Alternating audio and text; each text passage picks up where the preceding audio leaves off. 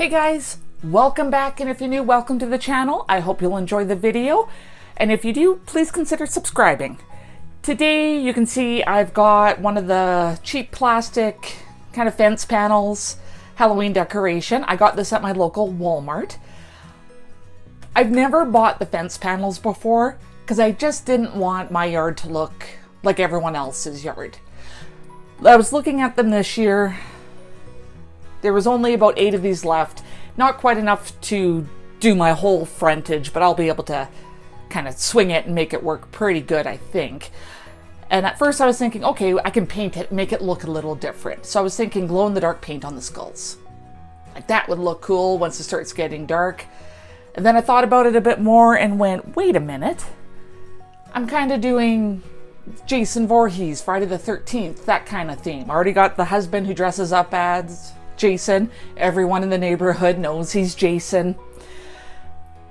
Parents love it. Most of the kids love it. The little kids get a little scared, but they get candy out of it. So it's a good trade-off, I think.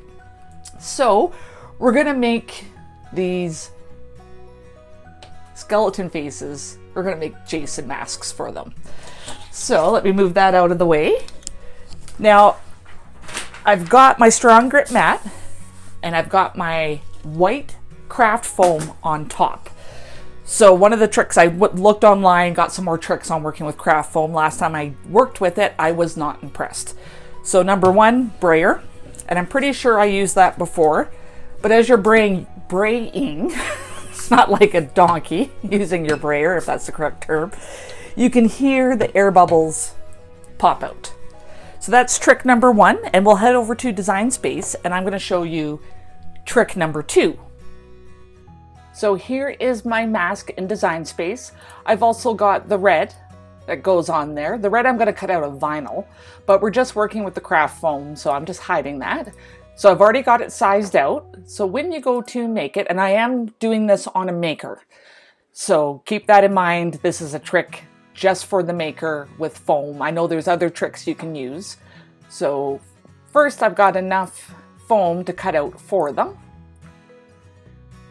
Don't want them that way. We gotta put Jason's mask on the side. So let me get those all sorted. Get them up there. And I can see that my foam goes to the 8-inch mark. So I got plenty of space here. So they're all on there good. I've got my foam already brayed down, again, if that's the correct term. So for base material, just search foam. You can search craft foam, but I'm just going to do foam. There's 4 there. This is regular craft foam. Click done. Now it wants the deep point blade, but if you edit tools and switch it to the knife blade, you're going to get a better cut. I've heard some people say they use some of the fabric like denim settings with the rotary tool. I'm not sure. I haven't tried. I have cut some of these out already, so I know that the knife blade is working pretty good. So there we go. I'm gonna load my mat. My star wheels are already moved, and you can see on the top, based on the blade and material type used for the mat, expect a longer than usual time to cut. And it did take a while. So I'm gonna get this one cut. We'll put the Jason masks together and then we will get them onto the piece of fencing there. And hopefully it will look fantastic. Okay, all done cutting out. Took a break while my maker was doing its thing, had a coffee, pet my cats. So the other or last trick with dealing with the foam is take it off the same way you would your paper, your vinyl. And it will come off a lot nicer and it won't stretch.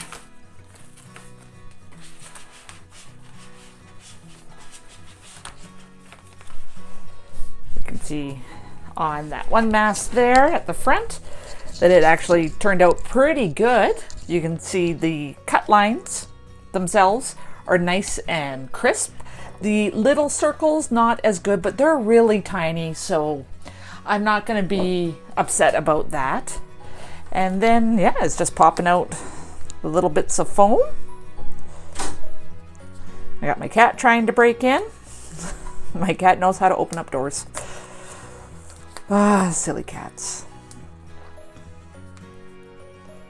Yeah, my nails are leaving little marks, but that's okay. Like, again, this is just something fun to do, spruce up a craft, and there my cat just opened the door. But there we go. There's one mask done. I'll get the other ones. I can't even think of the word for it right now, but I'll get all the pieces out weeded. I'll get them weeded and I'll be back. Okay, weeded out Jason's masks. I've also got the red markings for the mask. I weeded on the mat.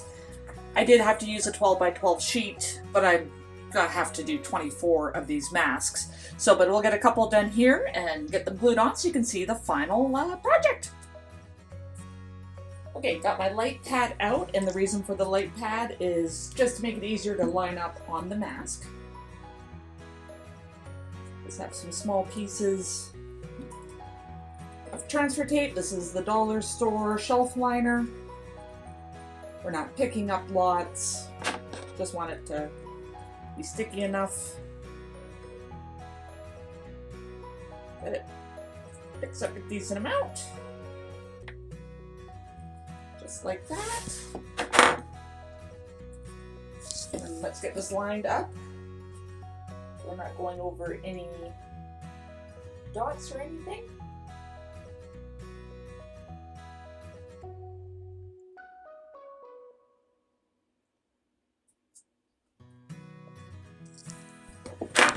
Go.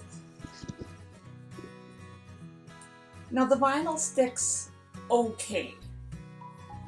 So keep that in mind. I'm not planning on keeping these out for longer than the day of Halloween. I only do my decorations, the majority of them, the morning of, so hopefully we don't have bad weather. Because it would be unfortunate if some of his face markings started falling off. But there we go, there's one. A little bit of foam, a little bit of vinyl, and we've got Jason's masks. I'll get a couple more done, then we'll get them. Okay, I've put together all of my Jason masks. I think it looks hilarious. That's what he's gonna look like for each one. Yeah, that's funny. I'm just gonna put just 2 dabs of glue, kind of the highest raised points. And I want just to line them up right over the eyes.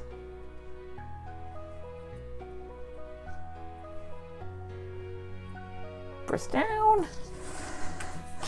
And then I should be good. I have a little stringy there. Can never get away from the glue strings, no matter how hard you try.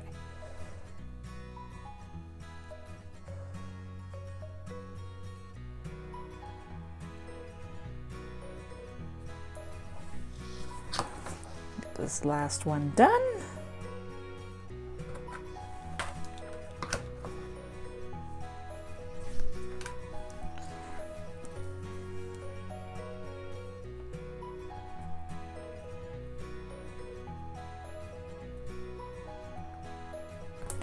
Okay, I'm gonna keep going and then I'll show you the final reveal. So there we go. They are all done. I've glued all 8 panels. For the most part, this didn't really take me that much time. The longest part was having the maker cut out the foam. It was a double pass and it doesn't cut that fast. So, you know, I just got some other stuff done while my maker was doing that, kept an eye on it because you don't want the material to come off the mat, jam the machine or anything like that. You want to be, you know, conscious of what's going on. So I made sure to do that. But I only had one issue, and it was one time when I first loaded the machine, I actually forgot to use my brayer and the foam started moving because there was air pockets underneath. So I caught that one right away. But other than that, it worked fantastic. This was pretty inexpensive. The foam cost next to nothing. It was a foot worth of vinyl. I probably could have saved a bit more vinyl by not spacing them as far apart as I did, but I didn't want the hassle of having to be extra careful, so I was willing to have that trade-off. But I think these are going to look fantastic in my yard, and I can't wait to hear the kids say, "Oh, look, they got Jason masks on," because I know they're going to say that, because I've heard them every year. "This is Jason's house," and they'll tell other trick-or-treaters, "That's Jason's house, be careful." So thank you so much for taking the time out of your day to watch this video. I really appreciate it, and I appreciate you. Until next time.